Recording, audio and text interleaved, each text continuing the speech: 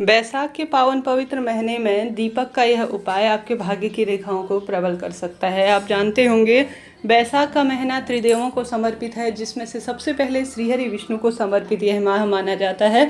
साथ ही ब्रह्मा जी और महादेव की पूजा करने से वैकुंठ और शिवलोक में स्थान निर्धारित होता है, ऐसा स्कंद पुराण में स्पष्ट स्वरूप में लिखा गया है।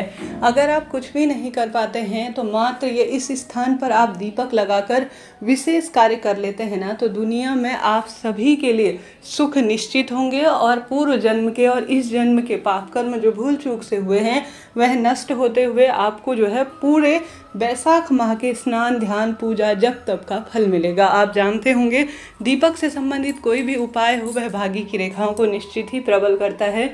इस महीने जलदान की महत्वता कही गई है चिड़ियाओं के लिए और पशु पक्षियों के लिए और मानव जन के लिए। अगर जो व्यक्ति जल का दान करता है उनके लिए पौधे पानी इत्यादि की व्यवस्था करता है, कहने का अर्थ है भोजन इत्यादि की, तो उसके पूर्वज सुख पाते हैं और वह जीवन में कभी भी अधोगति में नहीं जाता और उसका जीवन बहुत सुखमय होता है, ऐसा शास्त्र विधान कहता है। ऐसे में दीपक में सभी देवी देवताओं का तेज बसता है, ओजस बसता है। शास्त्र प्रमाण कहता है जो व्यक्ति अन्नदान जलदान दीपदान भूदान गोदान वस्त्रदान अपनी इच्छा शक्ति सामर्थ्य अनुसार इस महीने कर लेता है ना, तो वह पूरे महीने के व्रत और विशेष कार्यों का सुख प्राप्त स्वतः ही कर लेता है। तो इसमें सबसे सरल और सबसे विशेष जो है आसानी से हम सभी गृहस्थजन कर पाते हैं वह है दीपक का उपाय अर्थात दीपदान। तो इसका एक नियम होता है, एक विशेष कार्य इसके लिए कहा गया है। सबसे पहले आप सभी को जब भी आप इन स्थानों पर दीपक करेंगे ना, तो आप सभी को अपने घर की ही माचिस ले जानी है। जो दीपक आप सभी लेंगे ना वह हमेशा जो है साफ़ सुथरा होना चाहिए, इस बात का ध्यान रखिए। ऐसे स्थान जिन स्थानों पर अगर इस महीने जो भी सींचन कर देता है, कच्चे दूध से जल से सींचन कर देता है और दीपक लगा देता है ना, उसके जीवन में सभी व्यक्तियों का भाग्य निश्चित रूप से प्रबल होता है। तो सबसे पहले इस महीने आप सभी जानते होंगे कि जो है आंकड़े के पौधे का सींचन जो है माना जाता है। आंकड़ा जो कि मेरे महादेव को समर्पित होता है, आंकड़े की जड़ में दूध समर्पित करने से जल समर्पित करने से और साथ ही वहाँ पर एक गोल बत्ती का घी का दीपक लगाने से, क्योंकि महादेव का सुंदर स्वरूप आंकड़े का वृक्ष माना जाता है। श्रीहरि विष्णु को बहुत प्रिय होता है आंकड़े का फूल।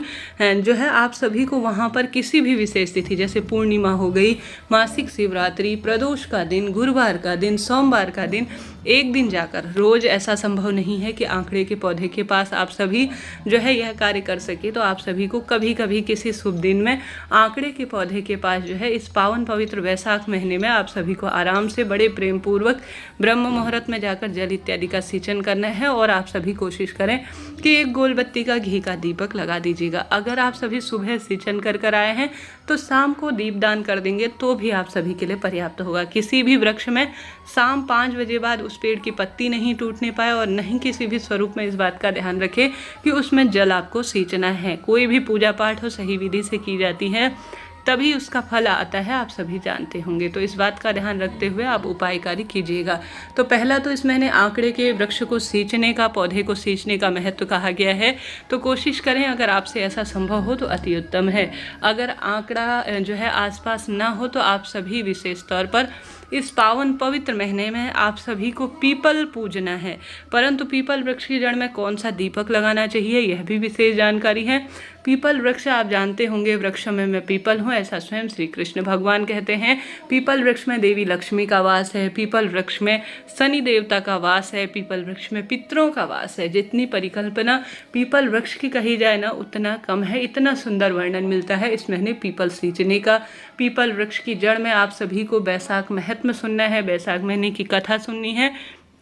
साथ के साथ आप सभी को बैसाख महीने में पीपल वृक्ष में विशेष तिथि में, हमेशा नहीं कर पाते हैं कोई दिक्कत नहीं, अंतिम 5 दिनों में या किसी विशेष तिथि जो मैंने पूर्व में आप सभी को बताई उन विशेष तिथियों में ओम नमो भगवते वासुदेवाय कहते हुए महामंत्र श्री शिवाय नमस्तुभ्यम कह सकते हैं, ओम लक्ष्मी देवी नमो नमः कह सकते हैं। आप सभी को गौ माता का शुद्ध कच्चा दूध लेना है।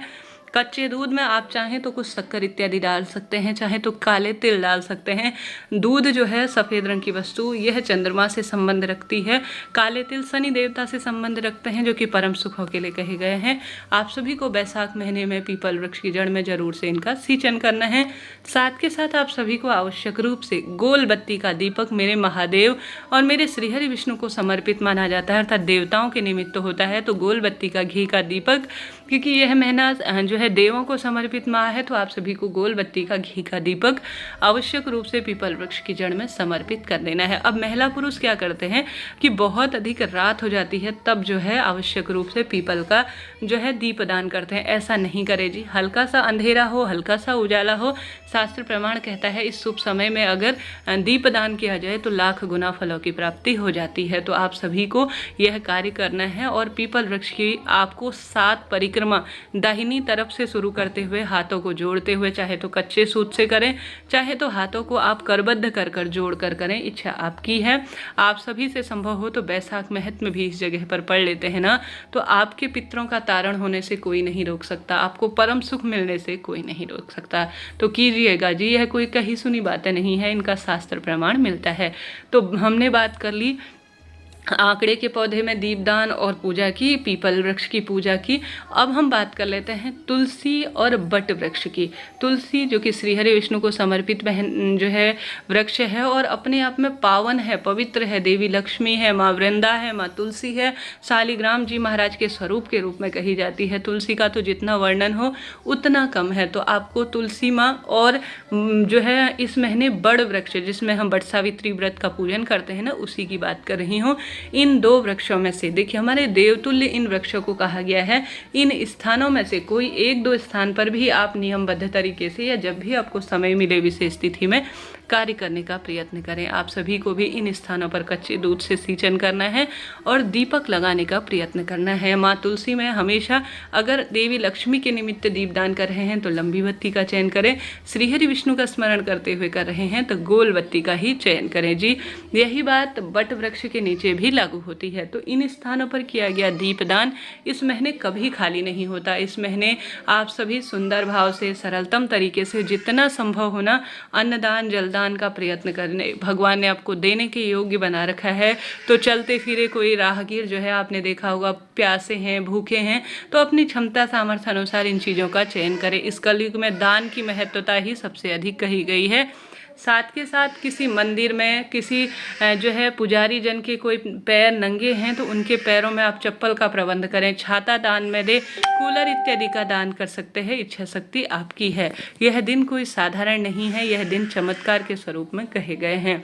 इन दिनों का खूब लाभ उठाएं, इन दिनों को जाने छोड़ने न दे। थोड़ा सा समय लगता है श्री शिवाय नमस्तुभ्यम या ओम नमो भगवते वासुदेवाय जैसे महामंत्रों का जाप करने में एक माला का।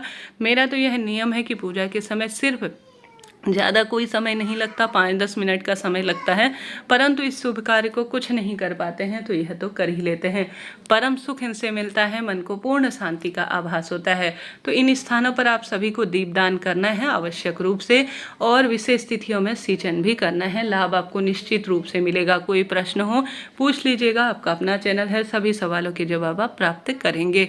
साथ ही महादेव, श्रीहरि विष्णु और बेलपत्र वृक्ष के नीचे भी सिंचन करने का सुख कहा गया है। तो इच्छा शक्ति आपकी है, आप किस स्थान पर कितना कोई सा भी उपाय कर सकते हैं। 3 वीडियो बैसाख महीने में किए जाने वाले उपायों की बतलाई गई है जो कि अपने आप में अद्भुत है। आप उन्हें देखिएगा जरूर, जिससे कि आपको परम लाभ हो। अभी के लिए इतना ही। हर हर महादेव, जय शिव शंभू।